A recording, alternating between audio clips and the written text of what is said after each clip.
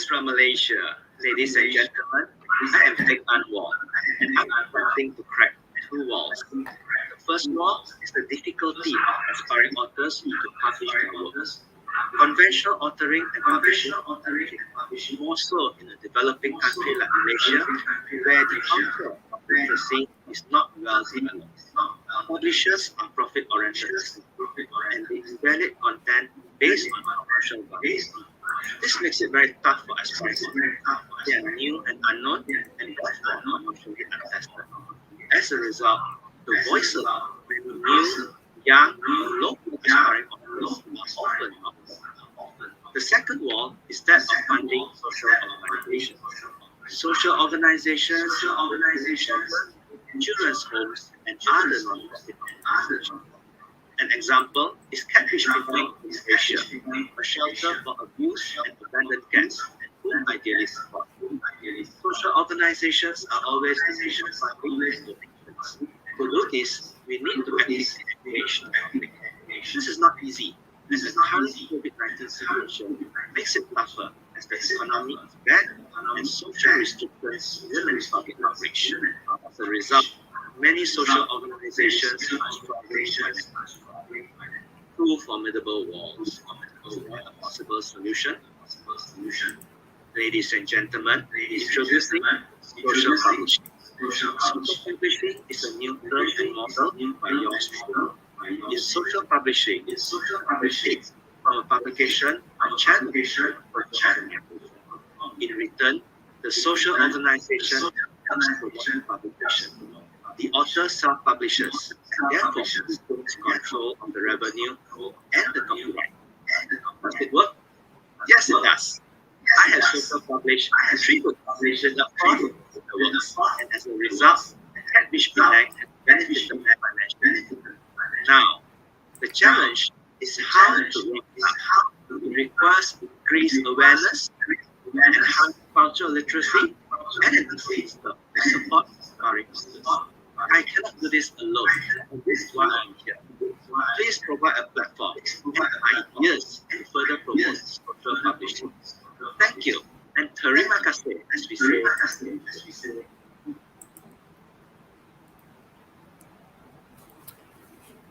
Well, thank you, Dr. Wong, for that video. Hi, I hope you can all get the audio. Thanks, Teik, for having me on your show. We're delighted to have you. I've been really looking forward to talking to you further about all the different things that you're doing. And I wanted to share a little bit about you. So I'm going to add that into the stream. Today is Cat Talks, and every Sunday, our ambition is to have an informational show, an educational show, a little bit more than just posting something on Instagram that's a minute long. We want to really go into things in more depth. And so today we've invited Dr. Wong Teik on, and I'm really delighted because he's supported Cat Beach over the years. It's really made a difference. I'm very often coming in at the time when we have run out of money, and suddenly there's a gift from Dr. Wong from one of his books. The sales of his books, all the proceeds he's been donating to help the cats. And we've done various events. I remember this one. Do you remember this one? Yeah, this was at the mall. Yeah, and you can see our board of directors, members of our board there. And it was a book launch for the, I've forgotten which book it was, but it was an exciting thing.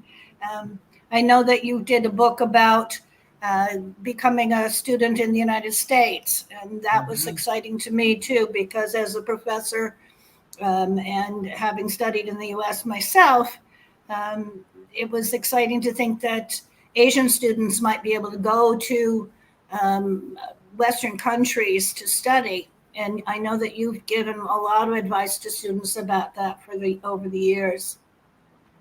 One of the things we wanted to mention was your academic credits, certainly very impressive. Pomona College for undergraduate work, an MBA from University Utara, Malaysia, a bachelor's.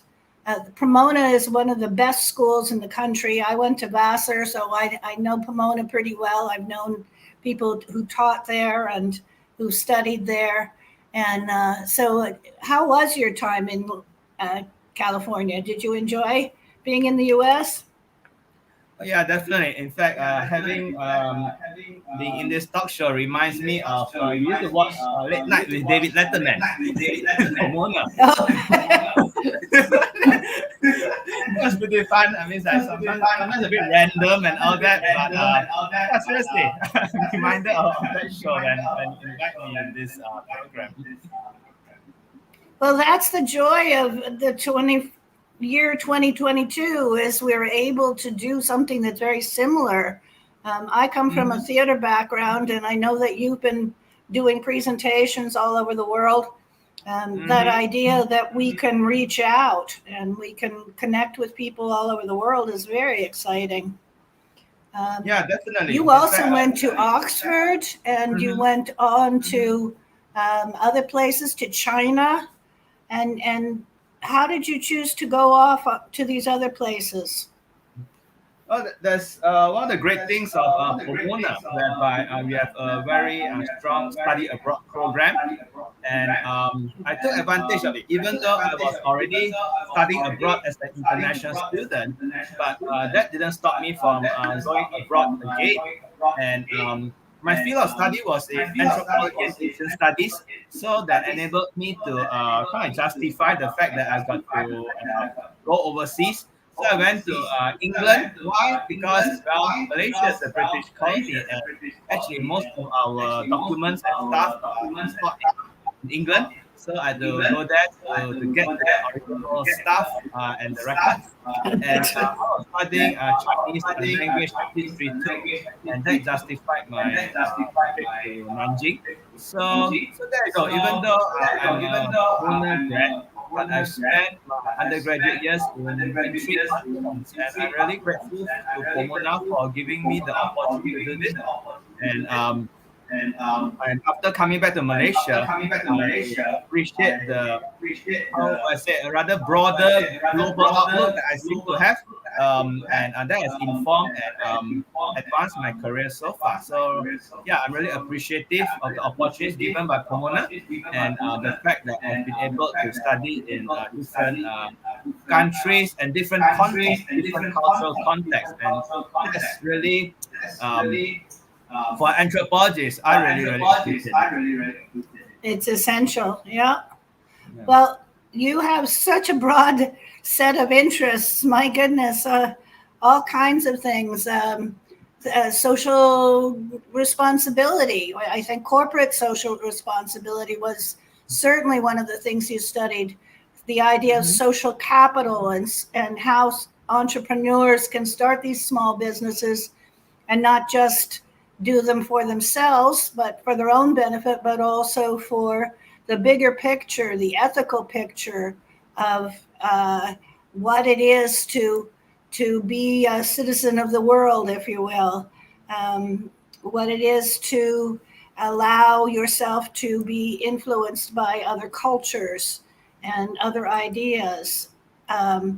Certainly, I would love to know more about how you got into that. How did you come to this idea of doing social publishing, doing entrepreneurship for the sense of social responsibility? Yeah, Tivia, even though anthropology was my first love, my first academic love, I got to be realistic when I come back to Malaysia, and I had to go more towards the business field of study in order to get a job and pay for my meals and rents. So subsequently, when I came back here, I went into I worked first. I'm not the so-called typical academician that jumps straight into academia straight from college. I worked in the banking industry, the property development industry, and others before coming back to academia. And I had to come in through a more business-oriented track, and that's how I got my MBA. And subsequently, I kind of figured, well, I've got some experience in business, both doing it and teaching it. And actually, I really, really like the more social science, humanities parts of academia.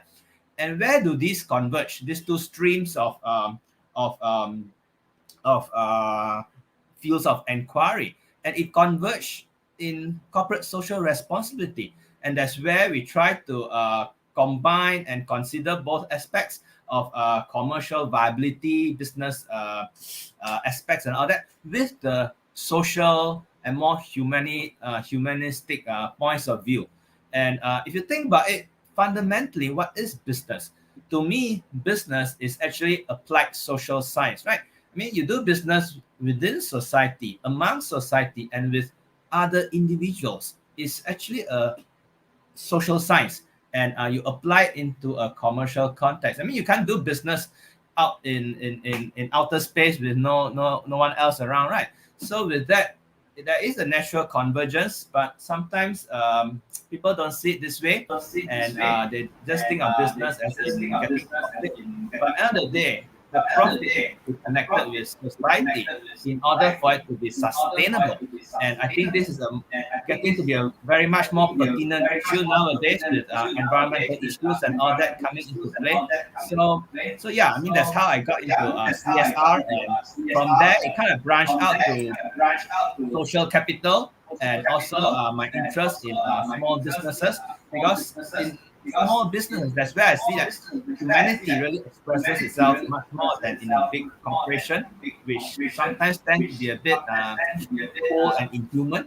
So when you go down to the level of the small business, the men on the street and the women on the street, so to say, that's where you see the real convergence of ethical considerations, business considerations, social considerations, and that's where I really find it really fascinating. And my research took me to the wet markets of Malaysia, Jelotong specifically, whereby it's really from the ground up, man.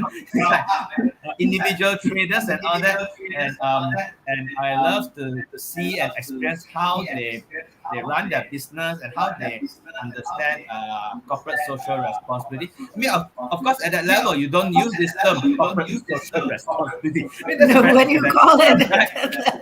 right? You go down to the basics and like getting to understand. Oh, what do they understand by being a good person, being a good trader?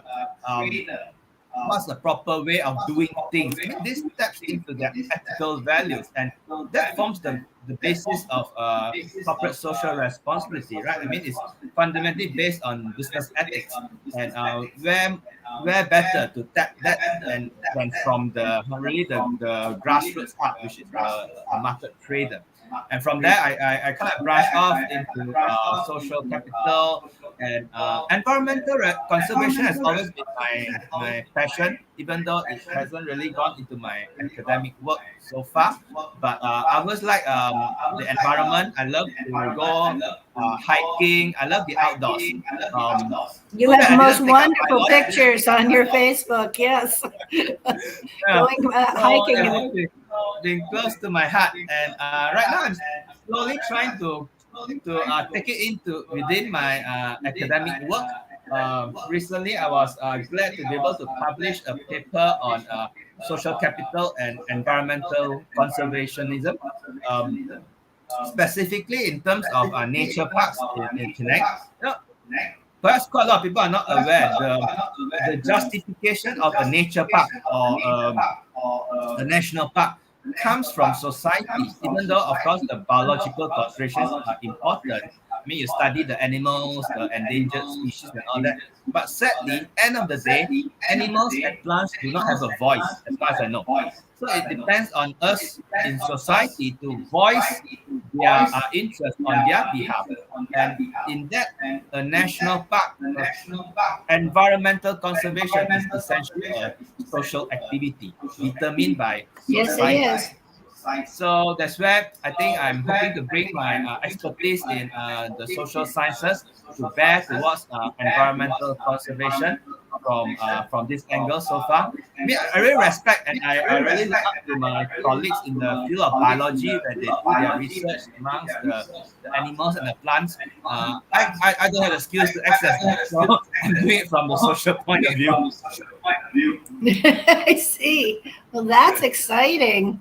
Being able to go and apply pretty much anything in your life to your work and to your writing, which is really one of the things we want to talk about today is this idea of social publishing, of using our talents, as it were, to help good causes. And so we titled this, as you sent me that JPEG, the Books for a Cause. I think it's a wonderful concept, and this idea that anything that people are interested in, whether it's the environment or it's how a business works or how to create your own business, all of these things can be connected back to this concept of social responsibility. Some more ideas that we wanted to share. Let's see. Your expertise, you combining business and social sciences, and you're combining it with, let me see, I'm just changing this slideshow, with all kinds of things that can relate to the humanities subjects. So this is really pulling together your interests in a variety of different things. And then you've been going out, you told me that you've been recently returned from presenting at various conferences. Can you talk a little bit about your experiences going overseas and presenting this kind of material in other cultures and in other academic and professional environments? Yeah, sure, Tivia. Actually, I haven't gone anywhere else, like sitting at home. But through the virtual online, yes. I was able to make a virtual appearance in Vietnam, Thailand, Indonesia, and also my adopted home country of America. So it was pretty interesting. Although, I mean, doing things across time zones and all that do have this challenge. And I was a bit apologetic when I did it in America because I forgot that they had daylight savings. So there was an additional 1 hour difference, and I thought I was half an hour early, but ended up I was half an hour late.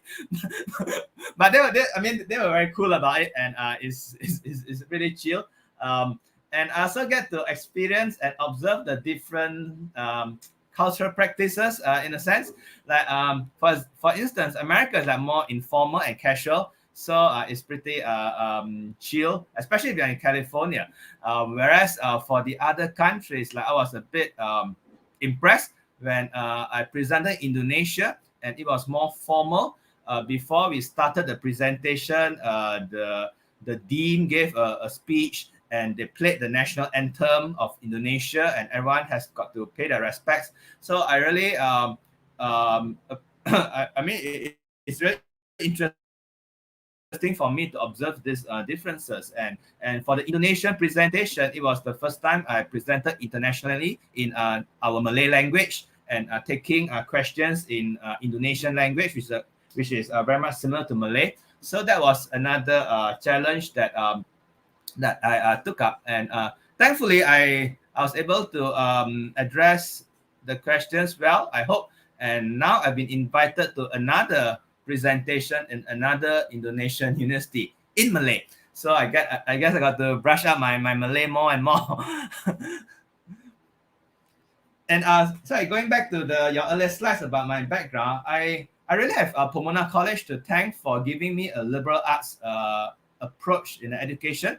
And that's where I obtained my broad-based expertise. I mean, all the way from anthropology, ethics, philosophy, psychology, and towards business. Oh, I didn't study any business in Pomona. I got my business knowledge here from Malaysia.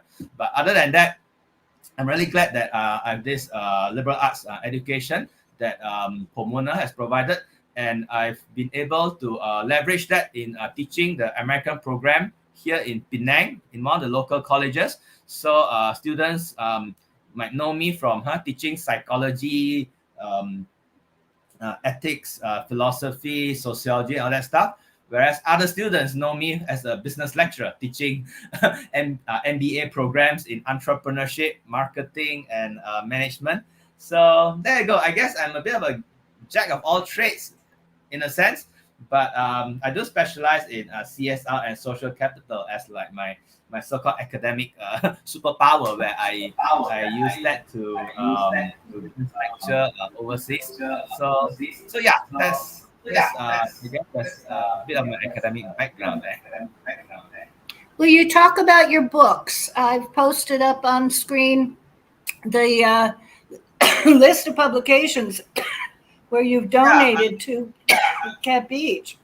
Yeah, okay, yeah, sorry, I did not touch on this social publishing. Actually, the earlier video that was played, that was me presenting on social publishing at what I call a Falling Walls Lab. And this is a pretty cool and interesting organization. It's actually funded by the German government, and it takes its inspiration from the falling walls of Berlin. You know, when after the Cold War and Berlin, the Berlin Wall fell. So they took this as an iconic moment to establish this series of I call Falling Walls Lab, whereby we pitch our social entrepreneurial projects to an audience, and the winner gets to go to Berlin.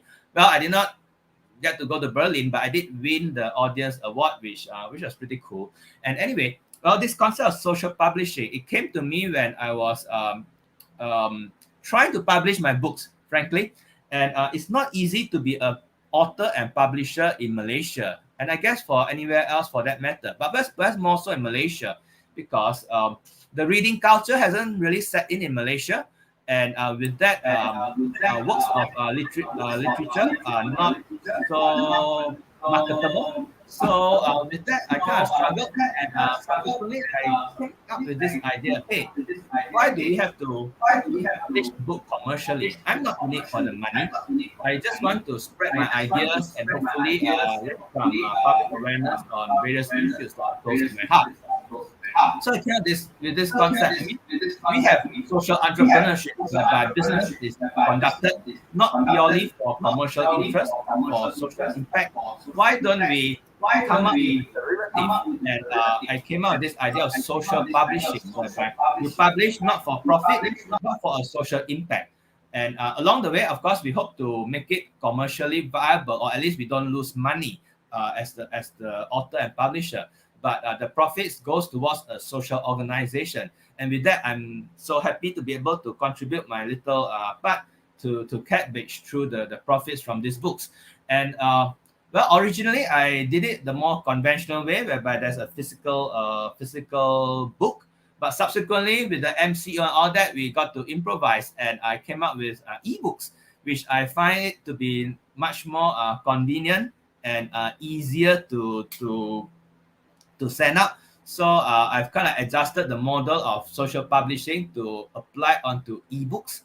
And with that, I'm happy to note that I've got 4 books out, and I've got another book in the works, which we can talk about if we have time. And I that is my passion project, which I'm really interested in.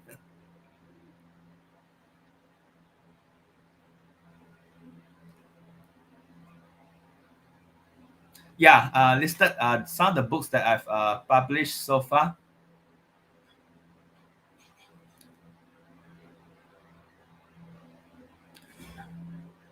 And of course, actually, I do find great joy in doing these publications, because these are all meant for the public. And for me, it's a nice break from the academic publishing stuff that I do too, as part of my my work. You know, I mean, publishing for academic journals and all that is a different mindset and different ball game compared to publishing books for the public.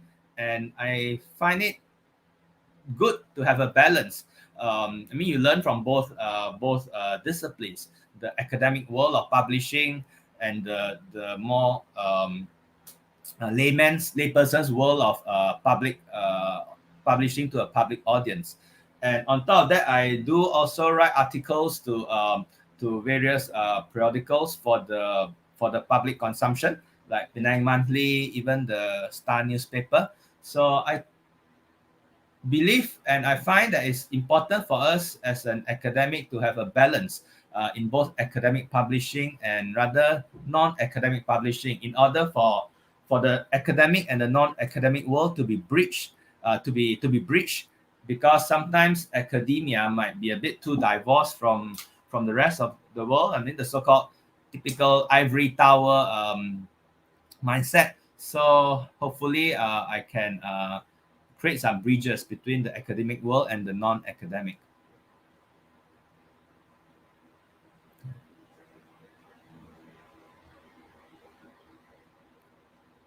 Read, you mentioned working with a temple through the Buddhist temple, and that the temple was helping students, and I thought that's a wonderful thing. Something like 2 million scholarships you've given out through this program. Oh yeah, I'm also very appreciative that Catloxy Temple entrusted me to help manage their scholarship program, whereby they have funds to support the underprivileged students, but they're not too sure how to go about it. And I proposed this idea of financial aid for based on this what do you call this social considerations, rather than traditionally financial aid, or rather scholarships as is commonly called here in Malaysia, are given to those who do extremely well in their exams. I mean, it's based on academic achievement, but that kind of like deprives those who are perhaps have average academic achievement, but their financial need is more. So I felt that this group of students were more deserving of Catloxy's attention, and I proposed this idea of need-based financial aid to the management, which I'm very happy that they accepted it. And with that, I based the scholarships, or rather the financial aid, as is the term commonly used in America, on a need-based basis. And with that, we are able to benefit. We have run that for many years now, at least over a couple of thousand students. And the temple has been very generous in dispersing over 2 million of their funds towards this cause. And there's no strings attached, students, I mean, they are just encouraged to pay it forward and remember the good deed, the good karma that they've received, in a sense, and hopefully they reciprocate in the future. There's no legal or any administrative strings attached, and I believe that's the way to go. I mean, we do things without expecting something specific in return, and hopefully that will encourage a more giving society, whereby we are not so calculative, we are not so materialistic, but we do things that we know is right, we know is good, and ideally that should be the way to go, right?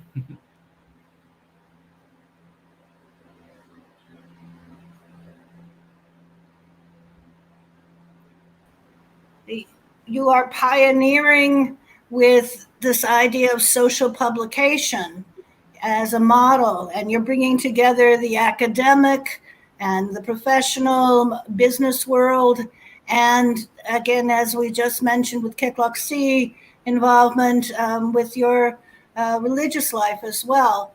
So this idea that you could bring all this together in your writing to create a social publication, you chose, thankfully, you chose Cat Beach Penang to be the beneficiary. And I was very curious about why you chose it and what your thoughts are about the sanctuary. Yeah, Tiviat, I get good vibes when I visit Cat Beach, and I guess perhaps part of it is karma, if you will. But I got to thank my sister who kind of introduced the love of cats to me. And when we were small, when we were kids, my sister would would feed the stray cats at the roadside and welcome them to the house. And eventually, they were regulars at our home, even coming in to the house, snugging into the bedroom and all that. So with that planted the seed for my love of cats. But unfortunately, I don't have a cat myself. The closest is Tabata, which is a soft tie of my daughters. But anyway, the passion for these animals are there thanks to my sister, and subsequently in one of the student projects of my students, we first did a project with Paws, with Barbara and her shelter for dogs. And admittedly, I'm not much of a dog person. I'm much more a cat person. I'm not comfortable with over 300-400 dogs running all around me. But then subsequently, one of my students then proposed, hey, there's also a similar center for cats, and it's really next at the beach. I'm like, really? And with that, I was introduced to Cat Beach, and that's where I went. And like, oh wow, this is a really nice place. I mean, it's a great place to chill out. It's really at the beach. You can just hang around with the sound of waves crashing by and the sea breeze billowing, and there's cats all around us, and they are free roaming. Seem to be having a good time, and the people there seem to be having a good time taking care of them too. And damn, this is the place where I want to be. And looking further, that's where I met up with you and the management, and I'm thinking, how can I help this fantastic place, this fantastic center, this inspirational founder in Miss Diviet? And I'm like, I'm a academic with not much money, but what I can contribute are what's inside my brain, my mind, hopefully. So that's where I came up with this idea of, okay, why don't I contribute my expertise in writing books, and hopefully through this process I can raise awareness of Cat Beach and encourage my readers to contribute something, whether be it in terms of monetary contribution or cat food or voluntary assistance. I feel that's where I can contribute most in my situation as a academic. So with that, I'm glad that we kind of like clicked together pretty well. And even though I don't visit Cat Beach that often because it's like, whoa, at the other side of the island from where I live, but I'm glad that I'm able to contribute in your road shows, in your programs. And also I'm really appreciative of you, Tiviet, for hosting my students during some of their student projects. And I love to involve Cat Beach in the student projects, whereby be it from psychology class, sociology class, or even entrepreneur class, where they can experience for themselves a social organization that is really driven by the passion of the founders and the volunteers. And from there, we figure out, oh, how can we do a bit to assist and to help. And it really leaves a good impression on the students. And I'm really appreciative of you and Cat Beach for giving us the opportunity. So it's a win-win relationship. The way I see it, I mean, I get a lot from you, and hopefully I can contribute a little bit from my side.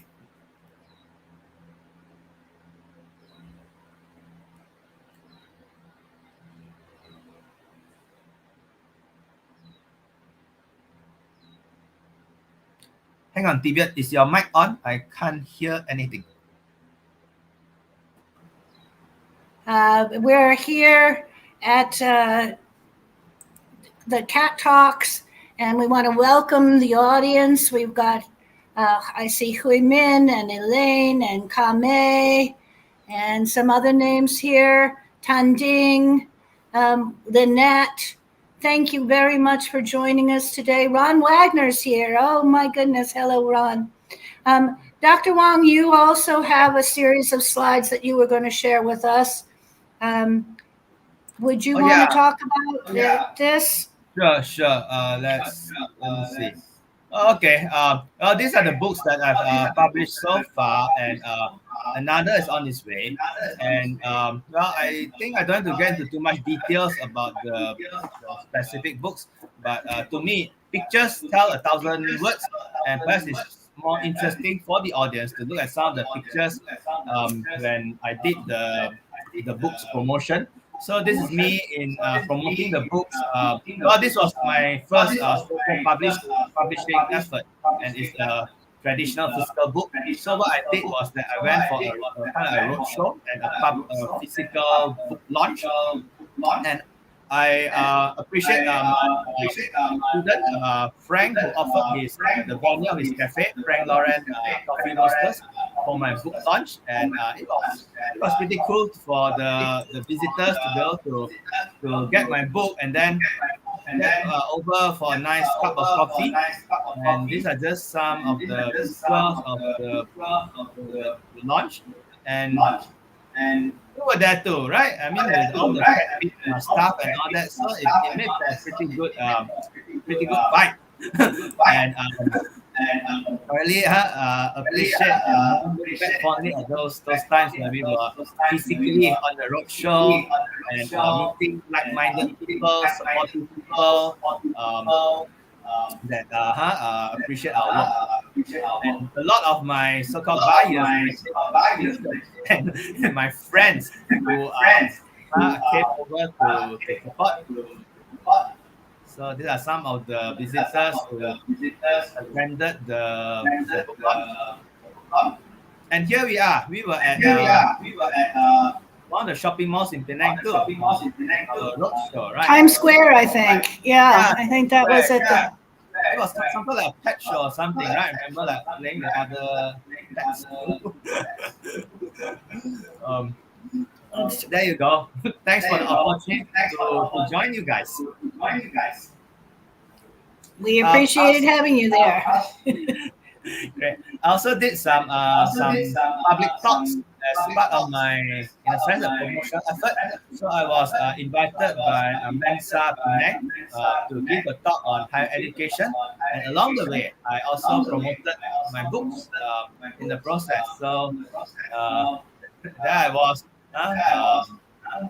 giving autographs and all that, even though I'm a nobody. But I think so. Again, I appreciate Mensa for giving me the opportunity. And throughout my journey, I really appreciate the various organizations and individuals who have stepped forward and contributed to our cause. So there you go, Mensa Malaysia and the Penang chapter. And I also did it in a temple, as you mentioned, but this is another temple called Mahikama Buddhist Temple. It's a temple that I frequent, and I've even previously taught there in Sunday school. So they invited me over to give a talk, and which I gladly accepted, and also currently launched my books over there. So there we were. I'm really glad that some of the members even brought their kids, and I brought my daughters too. So it was kind of a family affair in a sense. I've also started this little I call Edu Club Penang, which is well, it's basically a Facebook page. But through it, I hope to encourage education, social work, and environmental issues. Admittedly, the page is not very active. Apparently, due to MCO, where it was kind of like small. But I hope to revive it eventually and get it as a platform for others to contribute towards worthy social and environmental causes. And there you go. This was my presentation. And again, thanks to the wonders of modern technology, this event was actually in Delft, in Holland. And I was actually really presenting in Europe from the comfort of my home in the middle of the night. All these, that's fantastic. I mean, modern technology enables us to go everywhere from our couch. This is a little poster my daughter has prepared for my social publishing. So I also shared this in some conferences whereby they promote the works of conference participants. And this brings me to my latest book project. I'm really intrigued, now partly as an anthropologist, the lives of regular people. And I'm also inspired by a book that I read in Pomona called Taipei People. And it's a collection of stories of people living in Taipei, Taiwan. Very well written, very engaging. And struck a thought in me is that, hey, you don't have to be like a super duper famous person in order to have an interesting life story. In fact, the stories of regular people are as interesting and as worthy of our attention as anyone's. And by having a collection of life stories, that is fantastic in terms of anthropological richness. And you see so many layers of humanity, people from all walks of life, going about their life meaningfully with enthusiasm, their ups and downs, their emotions and all that. So I figured, hey, can I do a similar project in Penang on the life stories of Penang people? I did a little research and I thought, wow, Taipei people. The format is actually based on an earlier book called Dubliners, on the life story of people living in Dublin. And there's also a recent effort called Humans of New York, which is, as the title suggests, of humanity in New York. So I'm attempting to do a similar project for the people of Penang and putting it under a format of social publishing. So all proceeds goes towards Cat Beach and using an ebook format to make it more environmentally friendly and also logistically easier to distribute. And with that, I'm putting my heart and passion towards this current project of mine. I call it a passion project because it really doesn't have much to do with my formal work as a business lecturer and a social science lecturer, but something I feel worth pursuing. And I'm also thankful and appreciative to all my friends who have agreed to contribute. You know who you are, and I received some of your works. Thanks for the early submission. So I hope to compile and collate the various life stories and make it into hopefully an interesting book where we can distribute and have the proceeds support Cat Beach.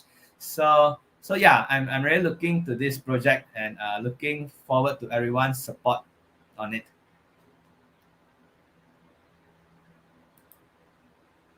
So exciting that we're going to have a book about people's experiences as Penangites.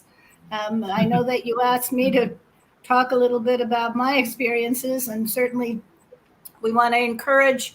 Do you want to have other submissions? So, and where could they send their information? How could they be in touch with you? Through EduClub, or what is the best way to reach you?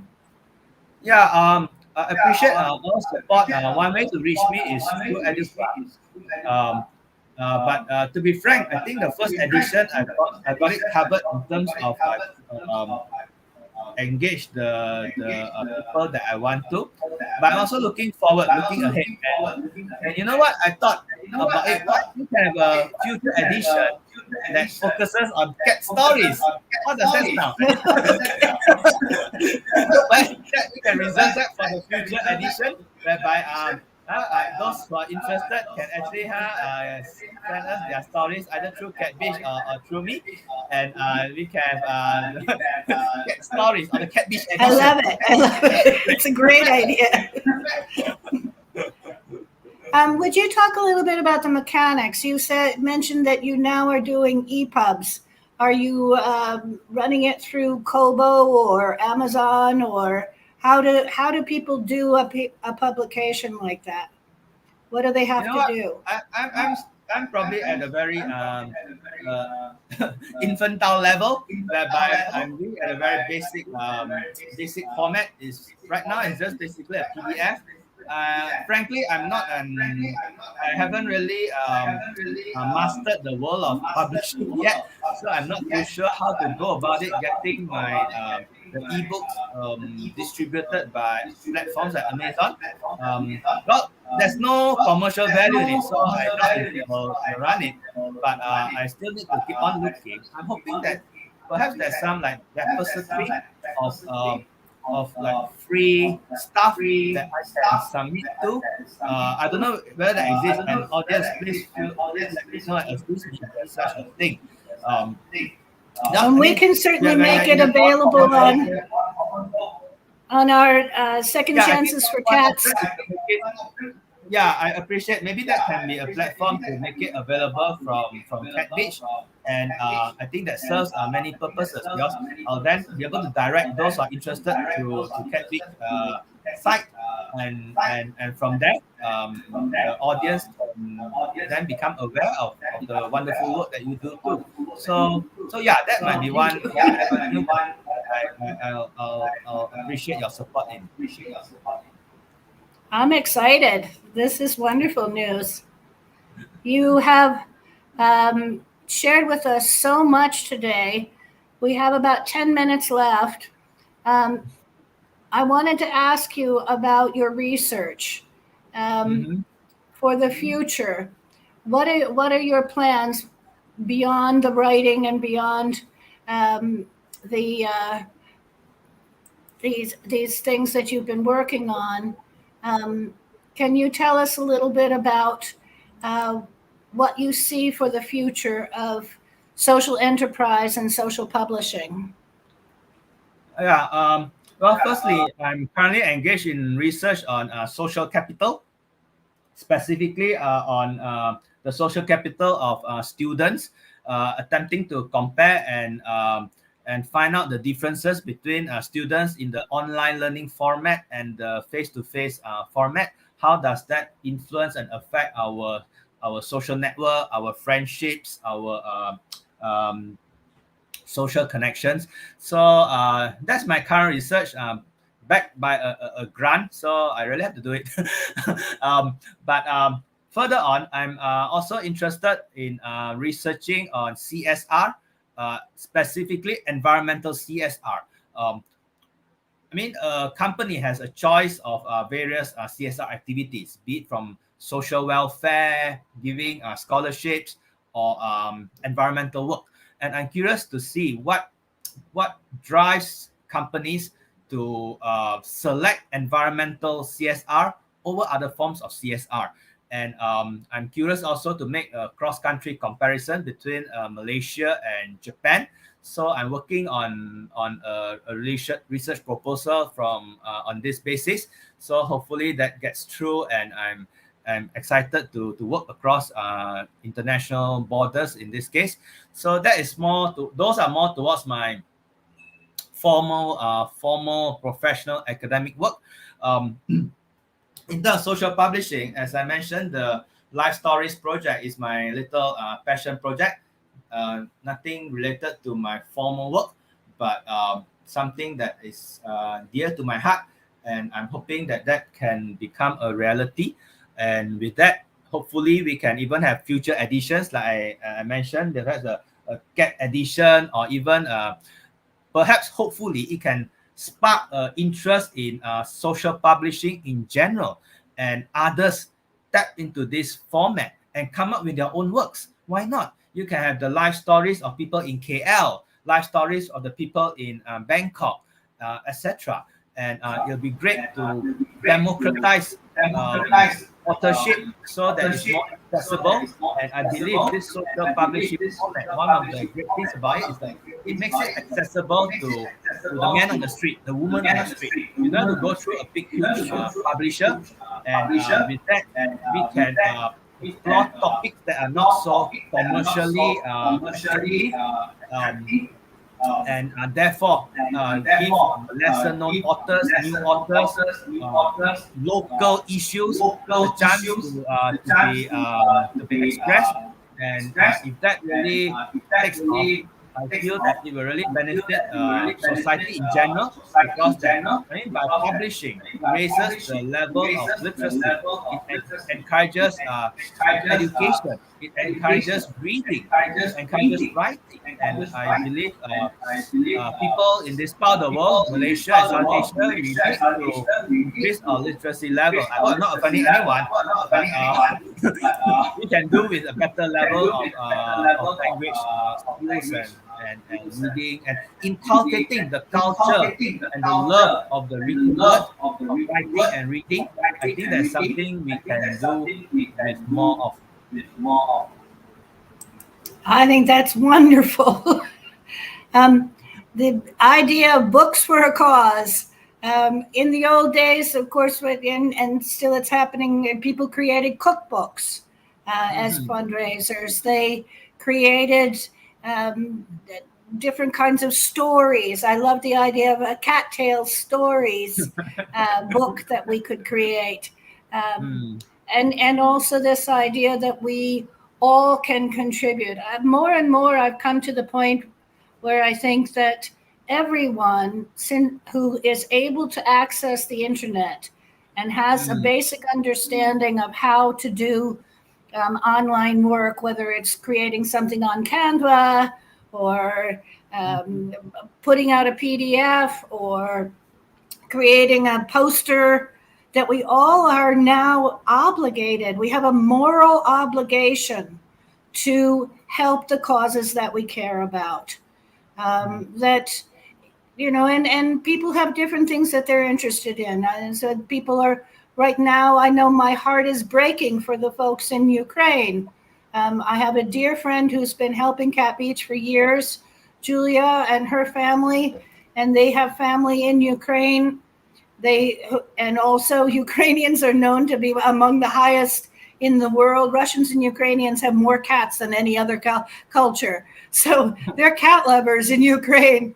And they've said now 40,000 or more cats and dogs who are considered family members have now been carried across the borders as the families flee from the war, and that they now need help. Soydog.org is doing a lot of connection with the Polish and other Romanian and other animal welfare groups in Eastern Europe to help the Ukrainian animals. And so that seems to me a kind of a moral obligation for those of us who see these posts online to reshare them, to spread the word, and to go further, to create crowdfunding sites and to create little P2P letters to our friends and say, hey, this is something I care about. If you're able, please contribute. And of course, people can make contributions in different kinds of ways. They could give money, which of course we all need. And Cat Beach is now, our bank accounts are empty, but our hearts are full. Money is particularly important. Of course, then the donations. People, we want to thank yesterday the Fox Butler pet store. They have a wonderful donor in a certain family that has been giving through the years to the dog and cat shelters. And yesterday we got, I think, 23 bags of cat food. So that kind of thing, where people donate things that they directly for the food, but also things that people have that we've now got in the Second Chances charity store. Everything from musical instruments to books to camping equipment, all kinds of things where people have sort of cleared out their closets and given them to us to resell. So in-kind donations count a lot. And probably the most important thing in many ways is some more hands helping us, hands-on, having you come to these events yourself, and standing up for Cat Beach and coming online today. These kinds of things where individually, if we speak out for causes that we care about, even if we don't have any money to give, even if we don't have any time to spend hands-on as a volunteer, we can be virtual volunteers. We can make a difference by going online. You see a post you care about, reshare it. You see a cute picture of a cat that's in trouble, share it and let people know. Let's keep this welfare idea, that the idea of improving people's lives, improving cats' lives, improving all creatures' lives, the environmental awareness, as you brought up, that all of this is, to me right now, a really core ethic. Seth Godin, who is the great marketing expert, is saying that right now we have the possibility of reaching out to the whole world. And so each one of us can have a voice. And I love this idea that we can have a permanent voice, that e-publication is possible, that we can use our talents in whatever ways to share and support causes that we all care about. Dr. Wong, we have about 3 more minutes left before the hour. And I wondered if there's anything that you in particular wanted to say to an audience. Yeah, I'm reminded of a quote from one of my favorite anthropologists, the late Margaret Mead. In it, she basically says that do not doubt that a small group of people can change the world, because indeed that's how it has always been. So change comes from a small group of people, a small group of passionate people. And with that, I hope that all of us, we are aware that we can do our part. We count. And with that, we can hopefully start something that can hopefully change the world, or at least we keep on trying. Because end of the day, the world get messed up is by humans. I mean, from the way I said, I hope I don't sound too radical, but the environmental issues and all that is caused by this two-legged, hairless anthropods running around and thinking that we know what's best for the entire world, which we probably don't. And the fact is that we share this planet with others, and if we mess it up, it's on us. So let's do something about it. And no matter who we are, we can have a say, and our actions can count. Thank you, David, for having me in this wonderful show. Looking forward to be able to assist you and support you in other ways in the future. Dr. Wong, I so enjoy our conversations through the years, and so grateful for all of the help that you've given to Cat Beach, and grateful for your friendship. It's really been a joy to be able to talk to somebody who is working in the field of academia and the crossover into the business world. It's really fascinating to speak with you.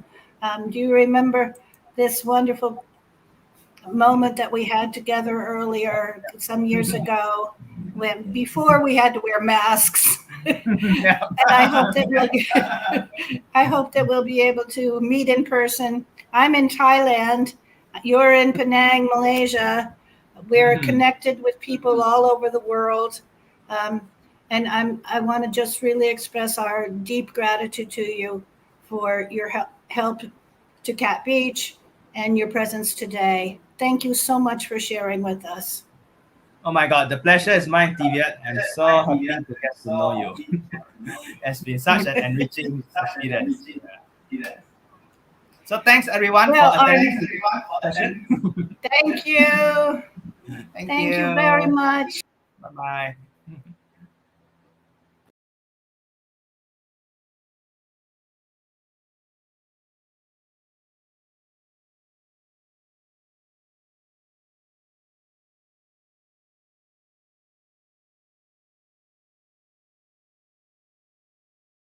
Just a second. But we also have a little bit more to talk about. So we'll restart a broadcast. I wanted to share with you some slides about Cat Beach and what we're up to. So that'll come in about the next few minutes. In about 5 minutes, we'll start another live stream. So please get yourself a cup of coffee, sit back, and join us in about 5 minutes. Thank you very much for being here today.